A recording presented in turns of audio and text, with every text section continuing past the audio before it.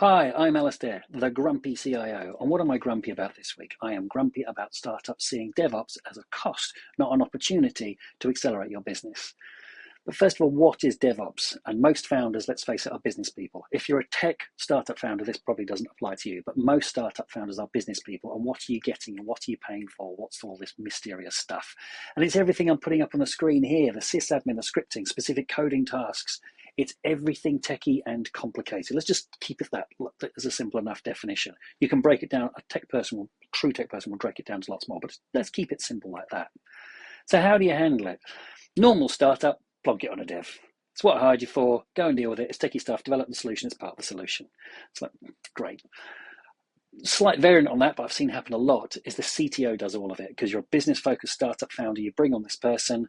You're trying to keep costs down, so the next resources you bring on are very, very low skill. Your CTO ends up being responsible for all the DevOps, and they basically drown in that.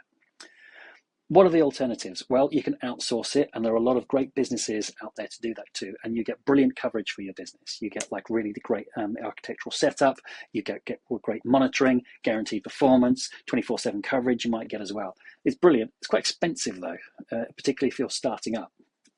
What you can also do is hire a dedicated resource. Well, that's pretty scary, isn't it? We're suddenly talking about increasing cost base. What happens? Where do you put them as well? You might offshore the resource. Even scarier, you're basically giving someone the keys to your kingdom, and you might not have ever met them in person. Oh, very scary. The other thing is, will they have enough to do? And spoiler alert, this is where we went. The person who actually joined our team eventually raised this, and as they were having their initial discussions with us, they said, what am I going to do after 6 months? The 6 months worth of problems. What do I do then? And the answer is, we're a growing company. There will be enough to do. And there was. So what about the cost options? Because that's what really a lot of this comes down to. So devs do it. It's free. It's not free. Not free at all.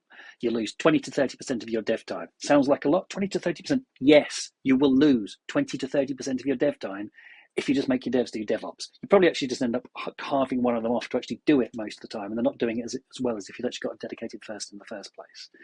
In-house, you get a full-time person. As I said, there's risks with that. And one of the risks is that they might not have all the skills, which means you end up having to get some outsourced support anyway to add the cost of it. So you really, if you're going to go that option, you really have to get the team member carefully. The other thing is you can outsource it. As I said, it's brilliant. You get amazing coverage, but realistically, you'll get between 2 and 6 days per month of FTE equivalents. And it can be as low as 2. 6 is a great deal. So that leaves you with a lot of coverage that you don't have, or a lot of extra expense you have to take things forward.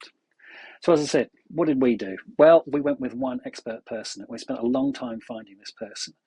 The other thing about bringing in DevOps people is make sure they're part of the team. I've worked in so many companies where the DevOps people sort of have their own stand-ups elsewhere. They kind of feel like they're in part of the IT crowd. You know that TV program where there's strange people in the gubbins of the business?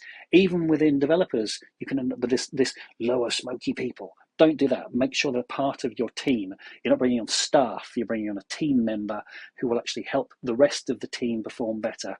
Integrated work. Make sure, as I said, the stand-ups are shared so people know it's visible. Make sure they can see what's happening. Give them dedicated projects so they're not just picking up stuff that just the developers need. They're not just support lackeys. They're actually an important and integral member of the team. And now, if you do all this, you'll end up in the situation we're in, which is they're the first person all our devs go to because they've got this incredible brain. They look at things differently. And it's an incredibly valuable resource that's accelerated hugely the drive of our company. So yes, as I said, bring on a team member, not a staff member, and it will take your company forward hugely. Make the most of your DevOps. It accelerates your growth. It does not just a cost base. Thanks for watching. I'm Alistair, the grumpy CIO of www.shipshape.vc. We are the free venture capital search engine. Come and improve your investor outreach. Come onto our site, find investors that get what you're talking about. Thank you.